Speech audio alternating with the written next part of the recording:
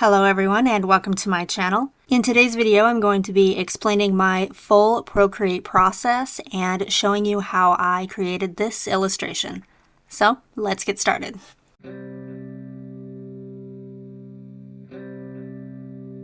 I've done a few videos in which I talk about my process in Procreate, but it has been a long time since I have done a structured, just full walkthrough of my process.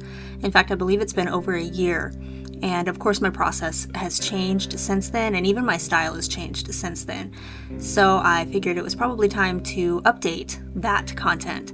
So the very first thing that I do is something that I have started doing and trying to get better at because I've been notoriously terrible at it, and that is thumbnailing. When I am thumbnailing, I am just creating an extremely rough idea of the pose of the main character and any main elements that are part of the story of the illustration. So this particular piece was a commission, so I did get some background story from the client, and the most important elements are going to be the wizard apprentice, which is this character, and the staff that she uses. So of course I'm including the staff in the thumbnail sketches. Once I've decided on a thumbnail sketch that I want to use, I delete the other two thumbnails, or however other many I made, and enlarge the one that was chosen. And of course you can see just how terrible it is once it's enlarged, but that's okay because it's really just a very rough guideline for creating what I call the structure sketch.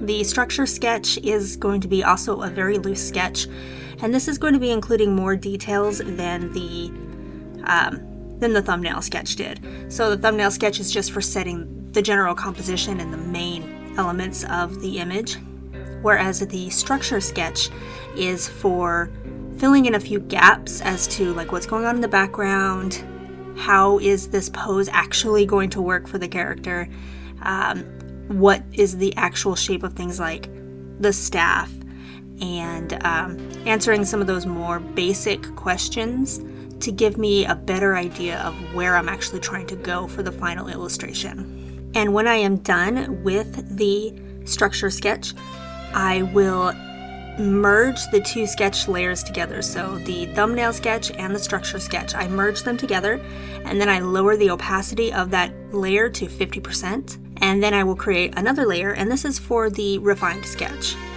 I say refined, of course this is not the polished version yet, but it is going to answer a lot more finer detail questions, like what the eyes actually look like, what the nose and all of the facial features actually look like.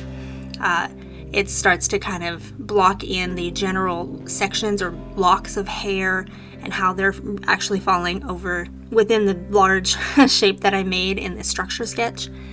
It also kind of refines a little bit more the background, the trees. I do want those trees to sort of give the impression of a very dense forest that this character is standing in, but I don't want there to be so many details that they kind of clutter the image or compete with the main character for attention. So that is something that I kind of fiddle with a lot in this one, is to make sure just to get the right balance of detail with the background so that it doesn't actually kind of encroach on the main character. This is also the step where I make some more finalized decisions on what the character is wearing, the outfit, and how the cloth is falling or draping over the body of the character. And again, this is not intended to be like a finalized version because that is going to be done in the inking stage. I don't consider, a lot of the time the inking stage for other artists is really just going over the sketch and making the lines darker and kind of including some line variants or line width variants. But for me, even the inking stage is a stage in which I am fine-tuning details. So at the end of this refined sketch, I will again lower or merge this with the layer below. So now all of my sketches are on one layer. And then I will again lower the opacity to about 50%. And then I feel like it's time to actually begin the inking stage.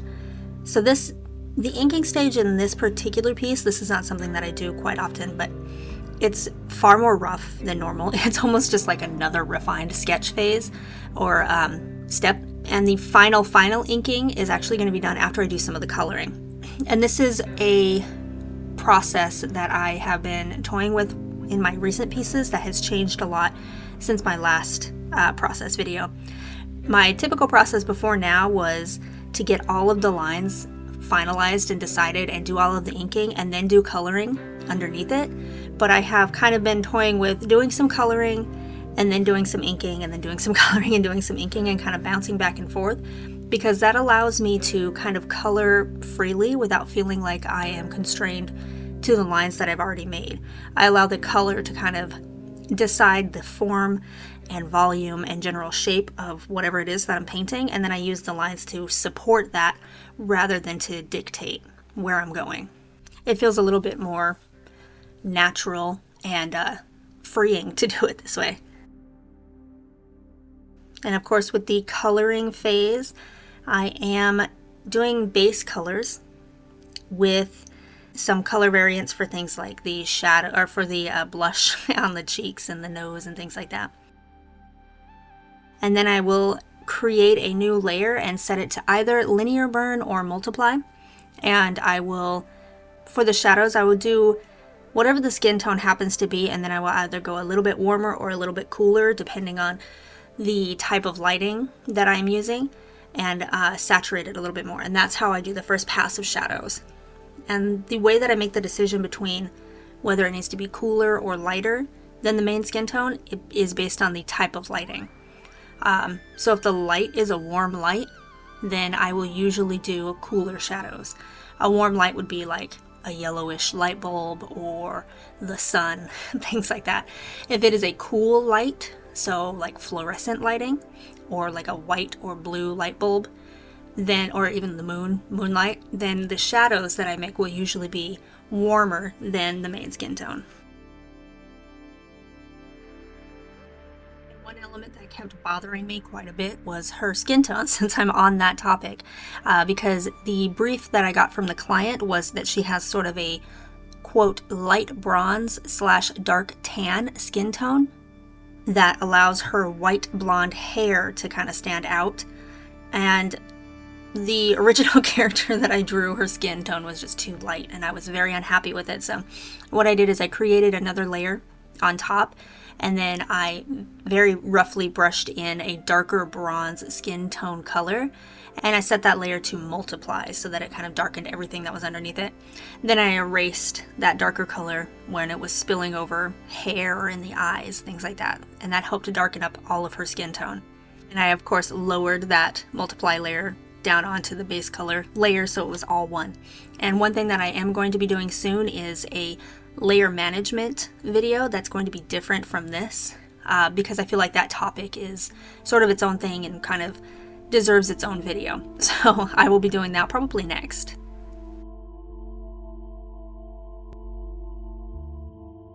One thing about light blonde hair or white blonde hair or even just white hair that I always try to do is infuse a little bit of color variance into it. Even though it is supposed to be a very, very light color, if you just go with pale yellow and like darker yellow shadows or white with like gray shadows, things like that, the hair is going to end up looking very dull and flat.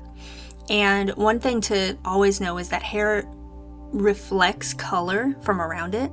So especially when it's a light or very dark color hair. So I always infuse some colors from around the environment.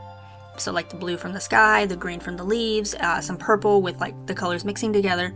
And I just blur those colors out and very lightly either set it to an overlay mode or a color mode, lower the opacity, and then merge it down with the hair so that there is some of that like hue shift within the hair, and that helps it look a little bit more lively.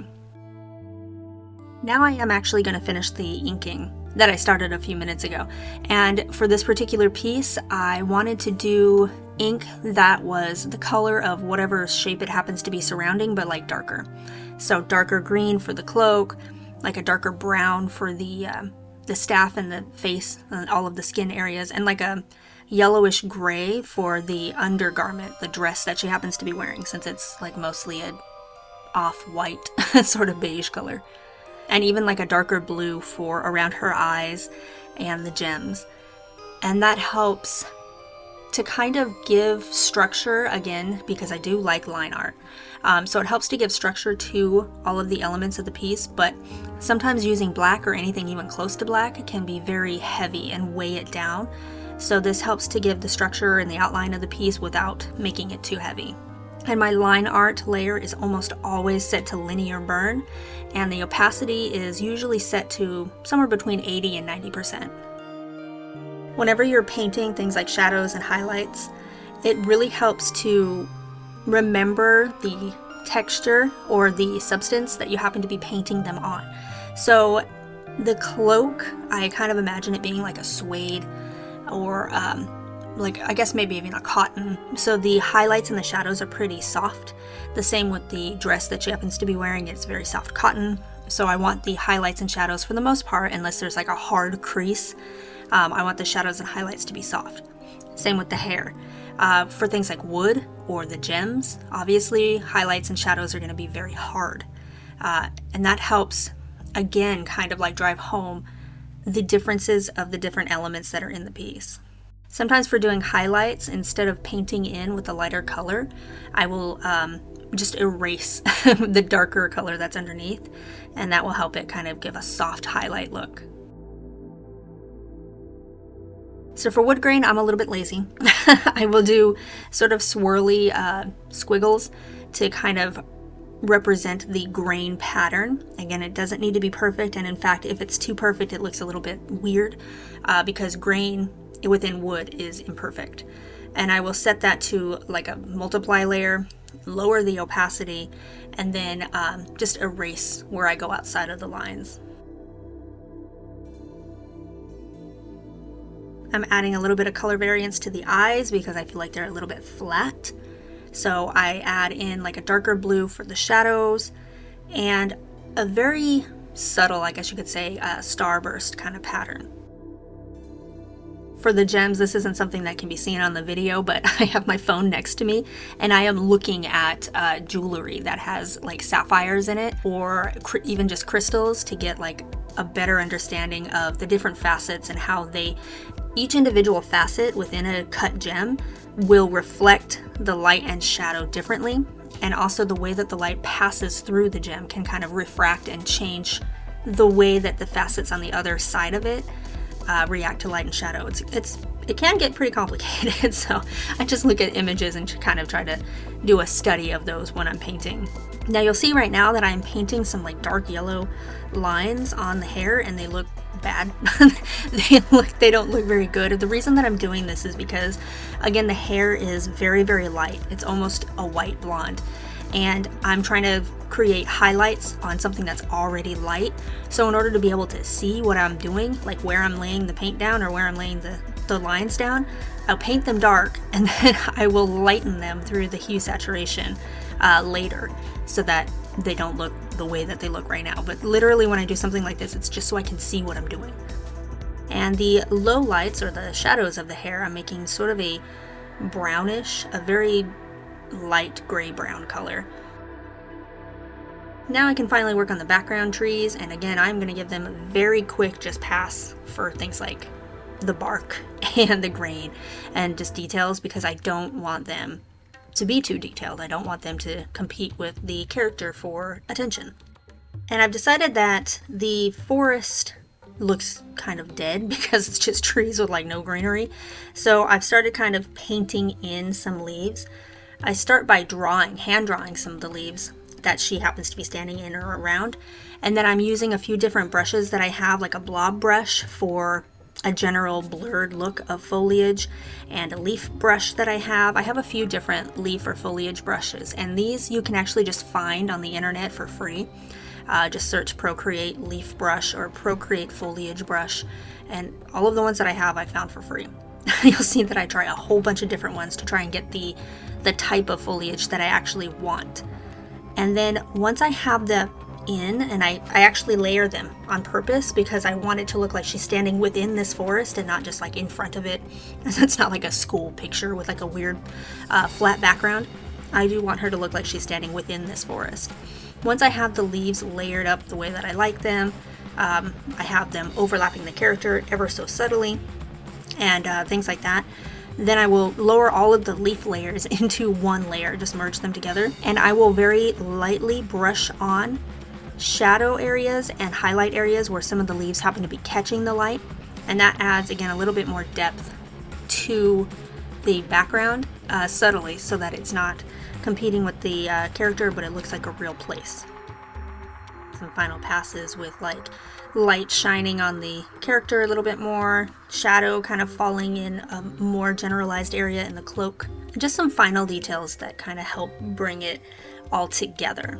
And then I finally decided that to help kind of bring the attention to the character and make the background fall back even more, I'm going to add a tiny bit of a vignette. And the way that I do that, it doesn't show very well in this video, and I'm not sure why, but the way that I do that is paint the edge of the canvas, the whole edge of the canvas, black or like a dark green or just a dark whatever color happens to be the most present in the image, and I paint that with a solid round brush. Then I use Gaussian blur to blur out the hard edge, and it creates a subtle vignette kind of color. And again, set it to multiply and then lower the opacity. And now I'm going to do just like the final details, adding like hard highlights where I want them, cleaning up any areas that I don't like. I'm adding some directional light for the sun with light yellow and like a dark green, and again Gaussian blur and lowering the opacity, and sign it. And that's going to be the finalized piece. So if you have any comments or questions about this, my full process in Procreate, I know this is a quick overview. I'll probably do like a step-by-step tutorial, but something like that will probably take a long time, considering this painting itself took me about 5 hours. So I'm not sure if I want to do a 5-hour tutorial video, and I'm not sure if you want to watch that. But if you have any comments or questions, please leave them below. And again, for layer management specifically, I am going to be doing a separate video, and that should be coming up here in the next couple of weeks, so make sure that you keep an eye out for it. But until then, thank you for watching.